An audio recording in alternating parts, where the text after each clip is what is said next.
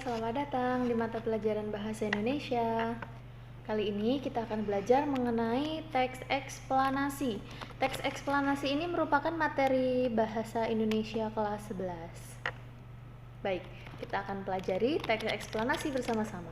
Teks eksplanasi adalah teks yang menceritakan proses, asal-usul peristiwa alam, sosial, dan budaya.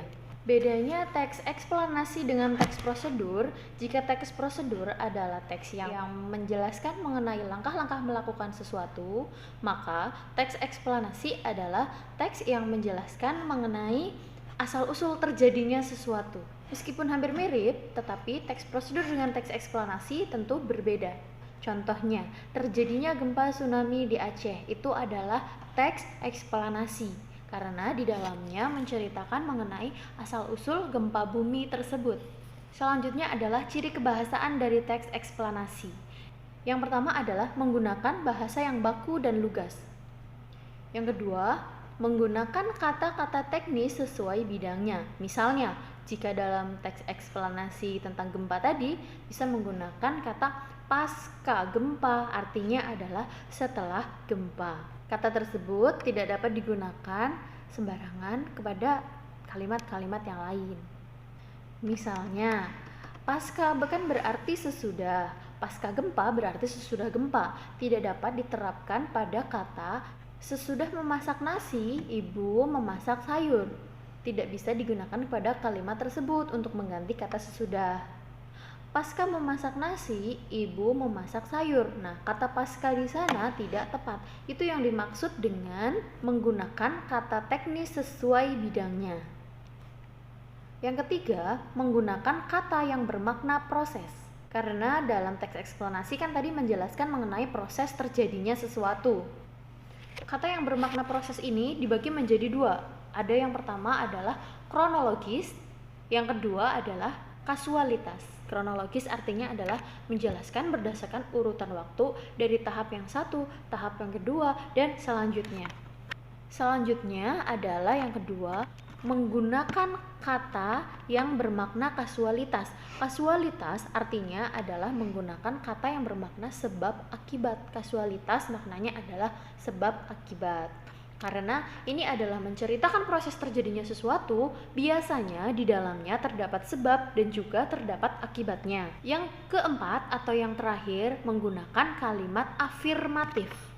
Kalimat afirmatif adalah kalimat yang bersifat menginformasikan. Jadi dalam teks tersebut menjelaskan atau menginformasikan sesuatu sehingga pembaca mengerti apa yang ditulisnya, sehingga pembaca mengerti proses terjadinya sesuatu. Kemudian, bagaimana cara menulis teks eksplanasi atau langkah-langkah menulis teks eksplanasi?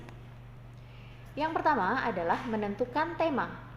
Tahu ya apa yang dimaksud tema? Tema adalah bab apa yang akan kamu tulis. Yang selanjutnya adalah mengumpulkan bahan-bahan atau referensi.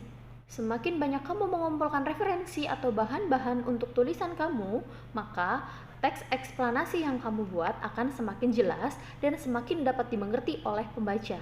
Yang ketiga yaitu membuat peta pikiran atau mind mapping. Hal ini dilakukan supaya kita membatasi diri agar tidak membahas kemana-mana. Mind mapping fungsinya adalah untuk membatasi tulisan, supaya fokus pada tujuan penulisan, tidak kemana-mana. Yang selanjutnya adalah meninjau kembali apakah sesuai. Yang sesuai digunakan, yang tidak sesuai mulai kita pisah-pisahkan. Setelah itu, setelah kita memisah-misahkan, kita mengembangkan peta pikiran tadi yang kita buat atau mind mapping yang tadi kita buat, kita kembangkan menjadi sebuah paragraf demi paragraf, sehingga menjadi satu kesatuan teks yang utuh dan urut dalam penjelasannya, karena kita sudah membuat mind mapping di awal tadi atau yang disebut sebagai kerangka paragraf. Langkah yang terakhir adalah menyunting teks eksplanasi tersebut.